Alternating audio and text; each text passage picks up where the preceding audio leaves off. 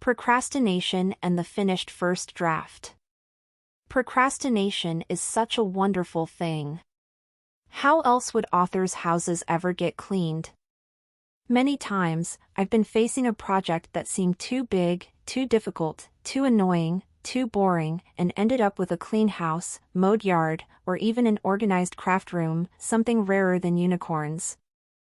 However, even as a lifelong procrastinator, I've managed to get a few things done over the years. It's so easy to fall into the trap, but it can also be escaped if you have the proper tools. I'd like to note that many people have neurodivergence that prevents them from battling it the way neurotypical people do. If you have issues with executive dysfunction, it might be wise to consult a mental health expert. My favorite one is to start with little bites. The smallest part of your project, the easiest bit, the least annoying chunk. Or, at least the part you know how to do. Whittle away at the project until it looks less intimidating. Perhaps you're supposed to write a scene you aren't ready for, write the next one instead or skip several ahead. Once you've completed some of the little bits, the rest might not look so intimidating. Another tool I use is the opposite, tackle the biggest, worst, heaviest task first. Once you get this monster out of the way, the rest looks like easy-peasy work you can do in your sleep. NaNoWriMo is another tool to battle the ever-present writer's procrastination disease. For those who haven't heard of it, it's National Novel Writing Month, held each November. Writers sign up and promise to write, not edit, just write. 50,000 words during the month of November. There are support groups online and in real life, and you update your word count each day to keep track of your progress. You get badges and prizes when you complete goals, which is very helpful for goal-oriented folks. When you're done, you have a novel written. Or at least most of one. Right now, I'm procrastinating on my WIP. To be fair, I do have some good excuses, and some not so good. Life got hectic for a while. Work got hectic as well, and I worked long hours at the end of the quarter. Then my editor sent me a set of edits on my last novel, which was due out in 2 months, and I had to work on that.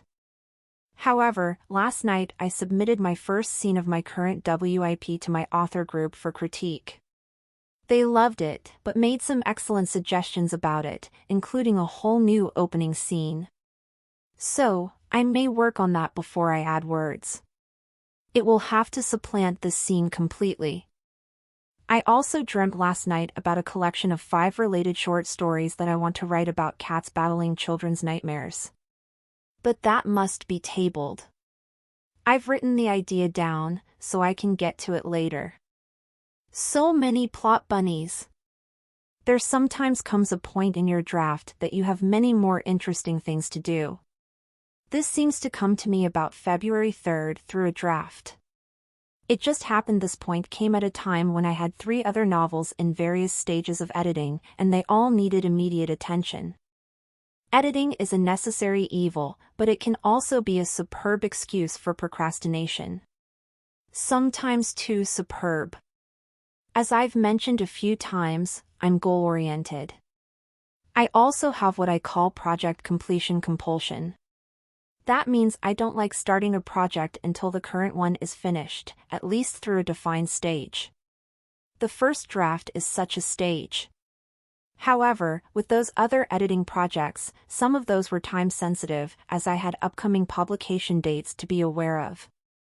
This is when I found myself making more excuses. I found other projects more important, such as a promised review of someone's book or a promised beta read.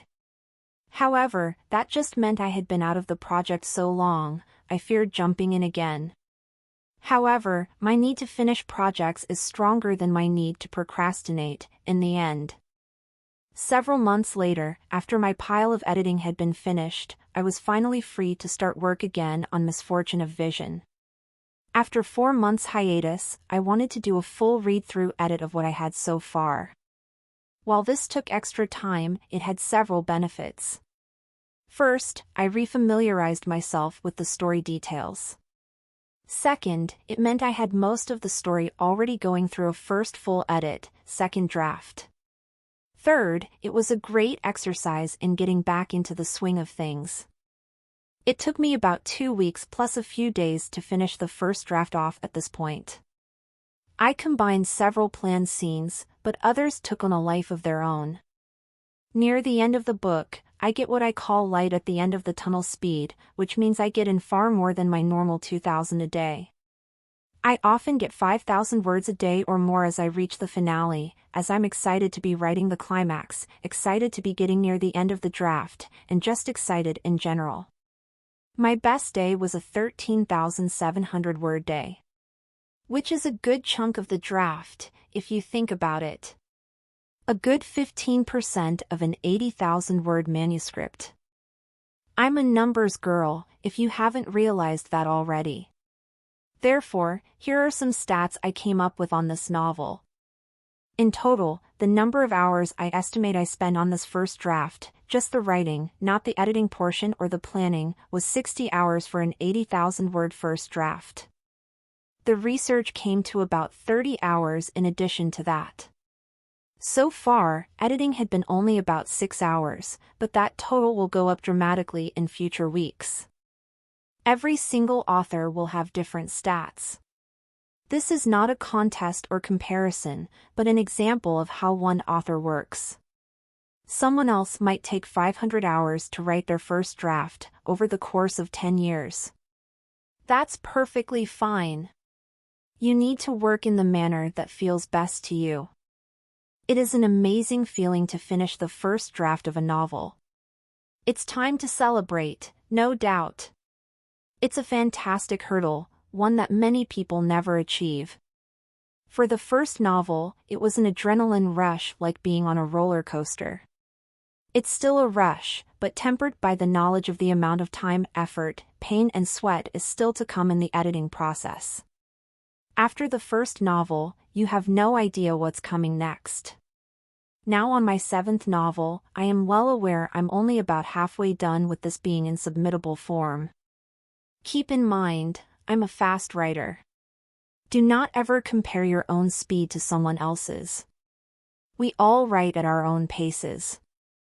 There are fast writers and slow writers, and any of them can be great writers.